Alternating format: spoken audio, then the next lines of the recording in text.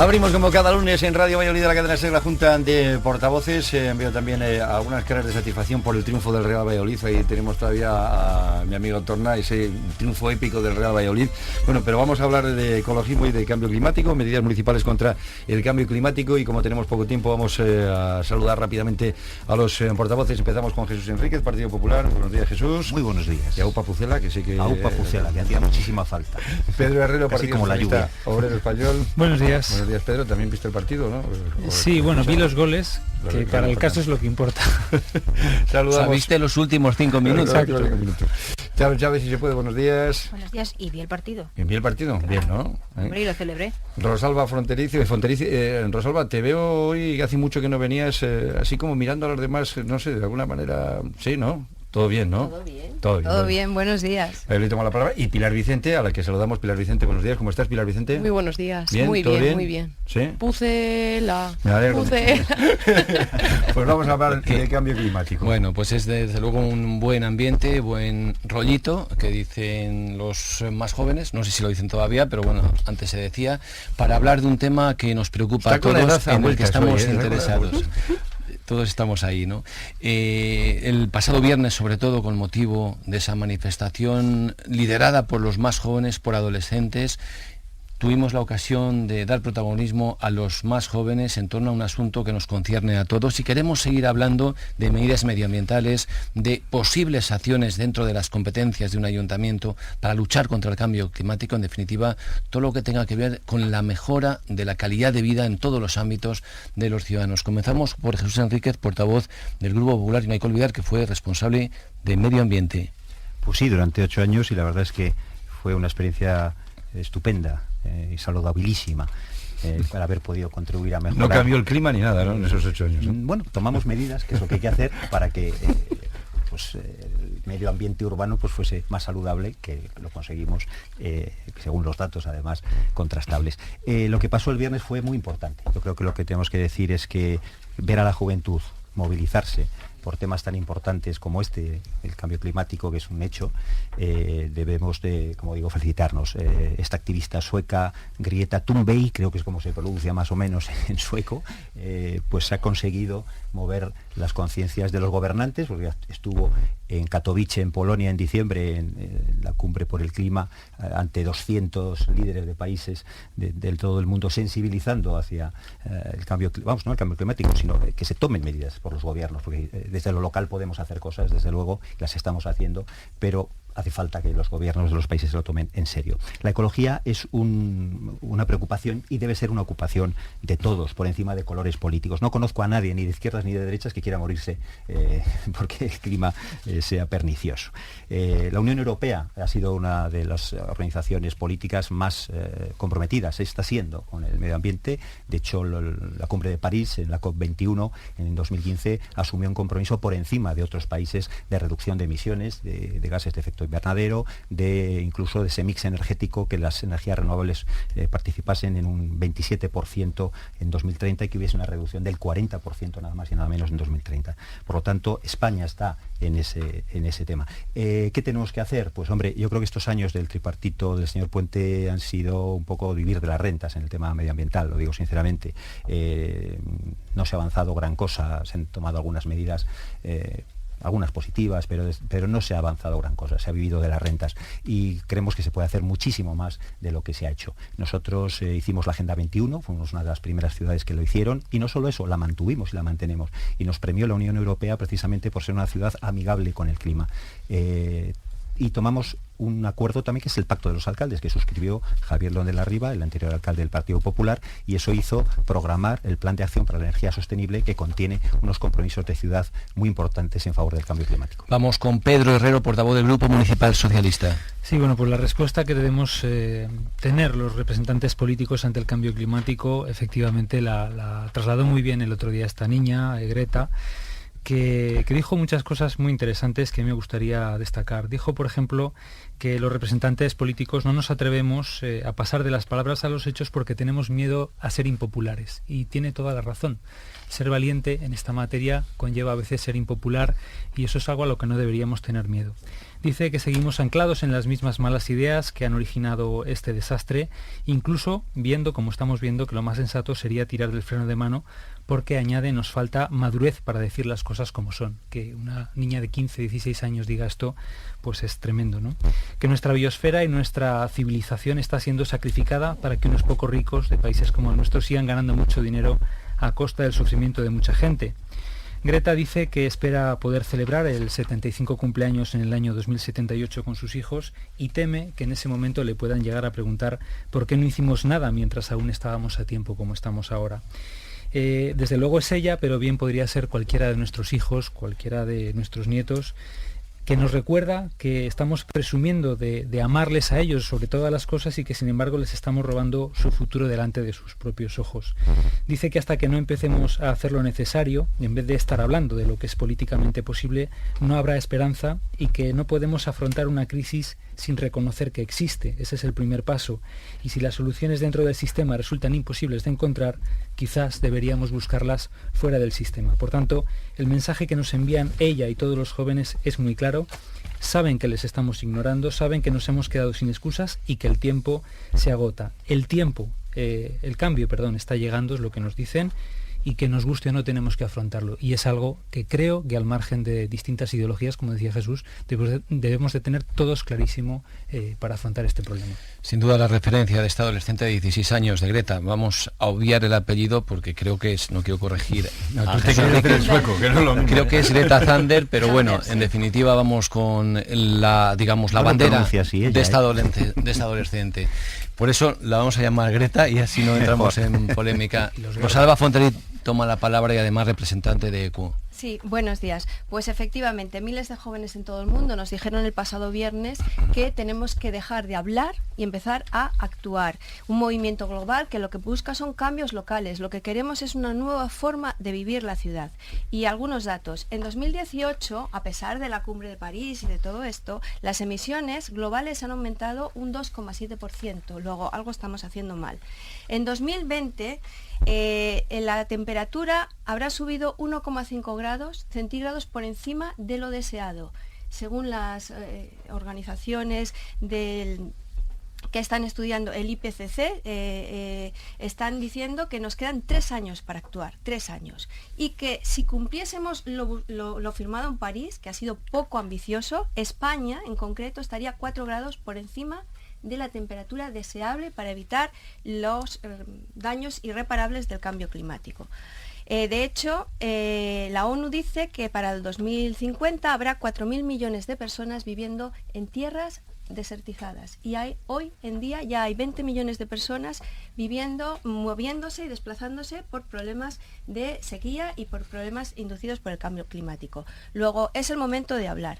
¿Cuál es el mayor causante del efecto invernadero que está elevando las temperaturas, que está produciendo el cambio climático? Pues las emisiones, sobre todo las emisiones de los coches. Y por eso yo le contesto al señor Enrique que el PP habrá hecho mucho en su etapa anterior, pero la realidad es que durante este mandato, pues ¿quién ha renovado la flota de autobuses? Quitando autobuses antiguos, con gasóleo, poniendo unos autobuses que gastan menos.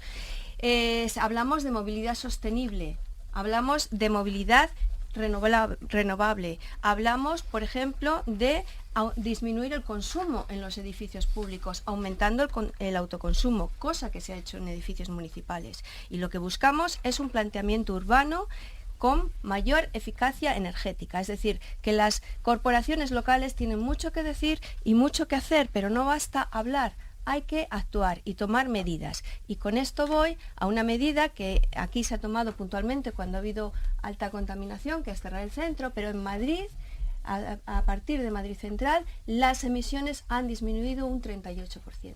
Luego, evidentemente, hay que actuar, que es lo que nos exigen los jóvenes. Charo Chávez, si se puede. Bueno, no voy a redundar en los argumentos ya conocidos. El calentamiento del sistema climático es inequívoco y la influencia humana sobre esta cuestión también lo es.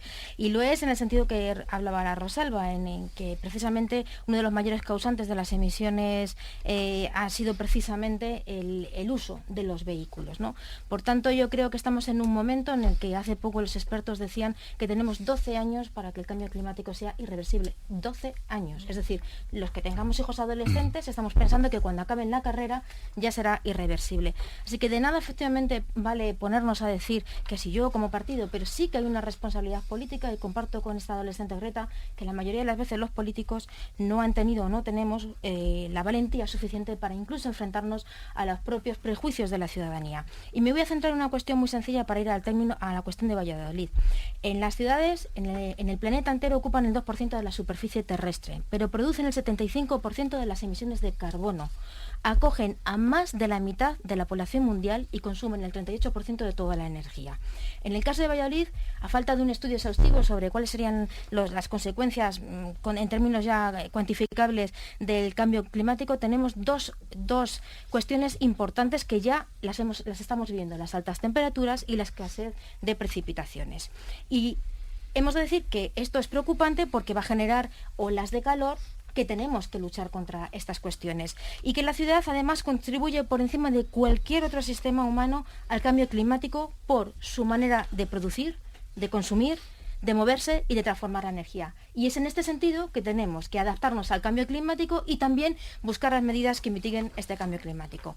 ¿Cuáles son esas medidas? Pues muchas de ellas tendrán que tener aplicación directa en ordenanzas y en la planificación del Plan General de Ordenación Urbana, y también hay muchas medidas que en los últimos años en este mandato han sido impopulares y que algunos partidos flaco favor han hecho a la cuestión, porque en términos de salud y de lucha contra el cambio climático no podemos andarnos con dobleces, y que hace muchos años se viene hablando, y por cierto, algunos partidos que hoy, por suerte, están viniendo ya a hablar del cambio climático, parecía que era una entelequia. Estoy acordándome de cierto primo que no reconocía el cambio climático. Entonces, es una cuestión en la que no podemos seguir debatiendo, porque ya es un hecho. Y a partir de esos hechos es que tenemos que trabajar. Pilar Vicente, portavoz de Ciudadanos. Madre mía, yo según lo que escucho parece que las medidas para luchar contra el cambio climático solo pueden ser negativas. Prejuicios, hay que ser valientes. No. Hay muchas medidas a nivel local que se pueden llevar a cabo y en sentido positivo para luchar contra el cambio climático. Una de ellas, y yo creo que la más importante, es concienciar, sensibilizar y promover actividades para los más pequeños en esta materia. Al final son los niños el futuro de nuestra ciudad y de nuestro país, y ellos tienen que ser parte de la solución, sin duda. Así que desde el ayuntamiento lo que se tiene que buscar es más colaboración con los colegios, pues para crear planes de ocio que hagan que los más pequeños y también sus familias se impliquen en la lucha contra el cambio climático. Otro tema también en positivo, nada en negativo, todo positivo, es, por ejemplo, para reducir el consumo de agua, tanto en los hogares como en las empresas, o por ejemplo el mismo ayuntamiento en el tema del riego ornamental. Hay que apostar, por ejemplo, por bonificaciones en las tasas a las empresas que implanten sistemas que hagan reducir su consumo. Eso lo hemos propuesto en Aquaval, por ejemplo, o también que el ayuntamiento utilice nuevas tecnologías para reducir ese consumo. También un tema muy importante es el uso del transporte no contaminante. No hace falta pelearse y crear una guerra contra el vehículo privado, no. Lo que hay que hacer es dar facilidades al ciudadano para que pueda emplear otros medios de transporte, por ejemplo la bicicleta. Desde el grupo de Ciudadanos promovimos una moción en el ayuntamiento para que en concreto se instalaran más puntos de préstamo de bicicletas en los polígonos, dar facilidades, poner más carriles bici, de manera que se pueda ir a trabajar en ese medio de transporte, o la reorganización de las líneas de Aubasa, que han generado más de 700 quejas el año pasado, en 2018. Por lo tanto, yo creo que sí que hay medidas en positivo. Y hablaba Rosalba, me acuerdo de hará 1 o 2 años en el programa que estuvimos hablando de Aubasa en concreto, de que hay que llevar a cabo hechos, decía Rosalba, no hechos y no solo palabras. Me acuerdo la justificación que me daba ella de la compra de autobuses diésel por parte del ayuntamiento entonces, y era que resultaban más baratos. Yo creo que esa, por ejemplo, pues puede ser una de las medidas que Puente y Sarabia han llevado a cabo, que no era excesivamente necesaria. Vamos, faltan 7 minutos para la 1, vamos con las réplicas. Jesús Enríquez, más breve, por favor. Se ha dicho alguna cosa, pero bueno, lo fundamental es que lo más tóxico que hay en la ciudad precisamente ha sido el gobierno tripartito del del señor Puente. Han tomado medidas fiscales erróneas, subvencionaron, acuérdense, a los vehículos diésel en el impuesto de vehículos y luego tuvieron que dar marcha atrás al año siguiente. Compraron vehículos diésel en Aubaso cuando les dejamos una flota de las mejores y las mayores flotas a gas de Europa. De Europa. Otra cosa es que estuvieran algo envejecidos los vehículos los últimos años, pero si usted hace la cuenta de toda la inversión que hizo el PP y la que han hecho ustedes, pues no hay color.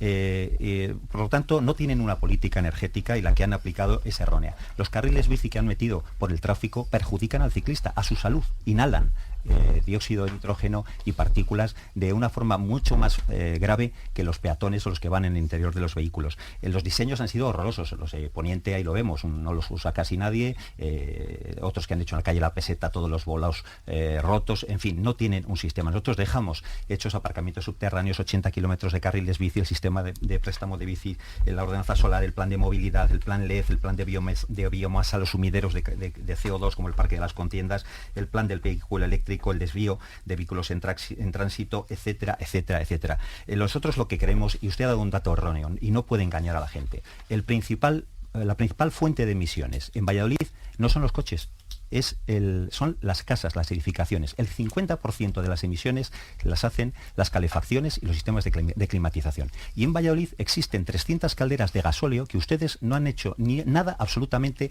para cambiarlos. Ni un plan de cambio de calderas de gasóleo, como se hizo en su día el cambio de calderas de carbón. El plan de movilidad lo tienen en un cajón desde el año 2015. El plan general de ordenación urbana para vivienda sostenible tampoco lo tienen aprobado. Es decir, no han hecho absolutamente por mejorar la ciudad. La ciudad está más sucia en el suelo, porque las calles están más sucias, y más sucias en el aire, porque tienen ustedes que cortar el tráfico cuando encima hay episodios de contaminación en el extrarradio y no en el centro. Al PSOE, Pedro. Bueno, yo, a diferencia del debate que se quiere plantear en términos de confrontación política, yo creo que este es uno de esos temas en los que, bueno, podemos debatir de si esta medida puede ser más acertada o no, pero yo no voy a entrar a cuestionar las medidas que se tomaron en los últimos 20 años, porque yo creo que se tomaron pues con la buena intención de mejorar, y por supuesto que hubo avances exactamente igual que los hay ahora.